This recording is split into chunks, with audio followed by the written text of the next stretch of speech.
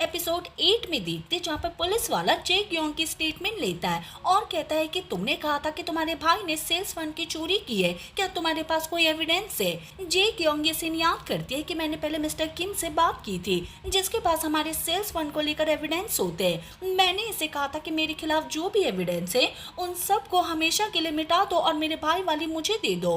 बाद में इसने ऐसा ही किया था और मुझे पेन ड्राइव देता है। अब ये पेन ड्राइव जे ग्योंग पुलिस वाले को दे देती है। जुनह्योन के पास कॉल आती है, बताया जाता है कि केमिकल ट्रेडिंग में क्या हुआ। प्रोसिक्यूटर वहां पर आकर सारा सामान जब्त कर रहे हैं। जुनह्योन फिर यहाँ पर आता है, देखता है कि कैसे जे संग के ऑफिस से सारा सामान ले गए और मैं कुछ नहीं कर पाया। जे ग्योंग योन से को भी अपनी जाल में फंसा लेती है और पुलिस वाले इसको अरेस्ट कर लेते हैं। अगले सीन में हॉस्पिटल में सुगडो से मिलने के लिए आती है जो कि इससे कह रहा था कि तुमने क्या सच में अपने भाई को जेल में भिजवा दिया, तुम ऐसा कैसे कर सकती हो। जे ग्योंग कहती है कि उसने अपराध किया और अपराध करने वाली की जगह जेल में ही होती है। सियोन ही अपने हस्बैंड से मिलने के लिए आई थी, इसकी बातों को सुन रही होती है।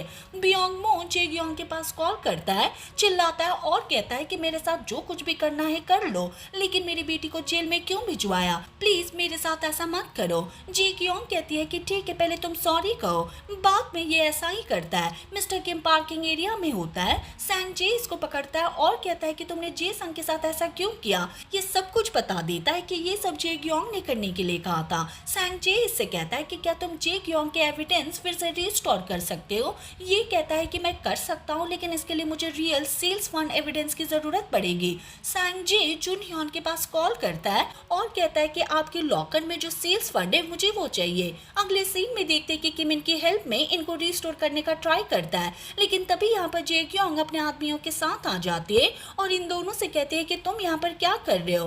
किम पहले से जे ग्योंग की साइड में होता है, इसीलिए कहता है कि सैंग जे ने मुझे नकली सेल्स फंड बनाने के लिए कहा। जे ग्योंग अपने लोगों से कहती है कि इसको पकड़ लो। बाद में जो रियल सेल्स फंड होते हैं इनको जला देती है। अगले सीन में देखते हैं कि जे ग्योंग मीटिंग करती है, बताती है कि सैंग जे ने क्या किया हम इस बात को जाने नहीं दे सकते। एआई की बात करने लगती है, बताती है कि हम कैसे एआई को एम्प्लॉय से रिप्लेस कर देंगे। ऐसा करने के लिए पहले एम्प्लॉयज की सैलरी को 30% कट करनी होगी। हालांकि सभी इसके अगेंस्ट होते कि ऐसा नहीं हो सकता, लेकिन जे ग्योंग जुनह्योन के पास आती है, आराम से बताती है कि अगर तुमने ऐसा नहीं किया तो क्या क्या हो सकता है, सैंग जे को तुम हमेशा के लिए खो दोगे। हालांकि बैंग्योल इसके अगेंस्ट होती है, लेकिन जुनह्योन ने कह दिया था कि ठीक है हम ऐसा ही करेंगे।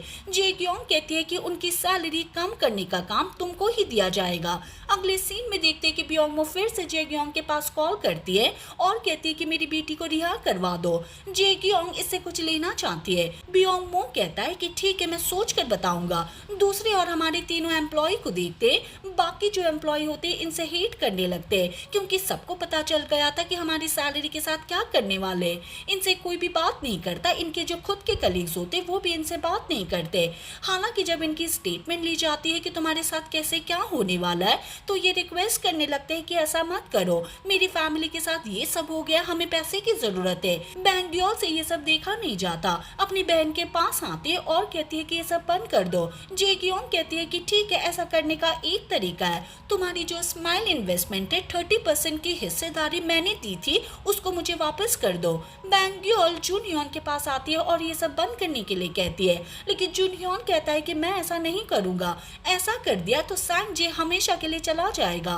बैंग्योल कहती है कि एक तरीका है हम स्माइल इन्वेस्टमेंट जे ग्योंग को दे सकते हैं, लेकिन जुनह्योन ऐसा करने के लिए मना करता है। अगले सीन में देखते हैं कि जे ग्योंग बियोंगमो के साथ डिनर कर रही होती है और कुछ ही टाइम के बाद इयोन से भी आ जाती है। जे ग्योंग ने इनको बता दिया था कि मैं तुम्हें क्या देने वाली हूँ, तुम इस ऑफर से मुझे इनकार नहीं कर सकते। बाद में पार्किंग एरिया में होते लेकिन बैंग्योल पास में ही होती जो कि इन दोनों को साथ में देख लेती है।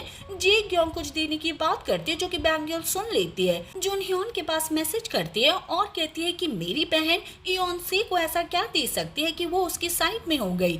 योंगी को देखते जो कि इन दोनों का पैचअप करवा देता है। बाद में तीनों मिलकर काम करते हैं और इन्हें पता चल जाता है कि जे क्योंग ने उनके साथ क्या डील कर ली है। ये किसी हाइड्रोजन कॉन्ट्रैक्ट को लेकर होता है। दूसरी ओर देखते भी हैं जहाँ पर जे क्योंग टे ग्रुप के साथ होती है और इस कॉन्ट्रैक्ट को ले लेती है।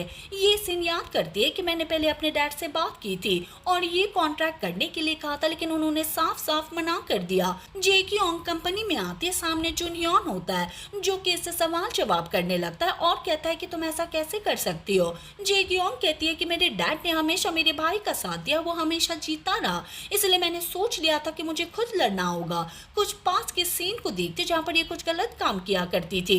चेयरमैन इसको नोटिस किया करता था लेकिन इसने इसको कभी नहीं रोका।